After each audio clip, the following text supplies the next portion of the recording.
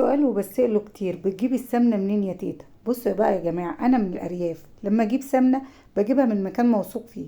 بصوا بقى يا حبايبي، والناس بقى اللي عايشة في القاهرة كده بدل ما تجيب اللبن المبستر تروح جايبة بقى إيه 3 كيلو لبن وشايلة وش اللبن زي ما انتوا شايفين غالياه، وحطاه من بالليل في التلاجة، واروح واخدة وش اللبن، واروح بقى معبية الأكياس بتاعتي كده وشايلاها وحافظاها في إيه في الفريزر. خلاص بقى معايا طبق قشطة كده محترم، هاخد منه شويه كده واسيب بقى معلقتين على جنب عليهم سنه ملح وربع كوبايه من الميه، خلاص او ارفعهم على النار.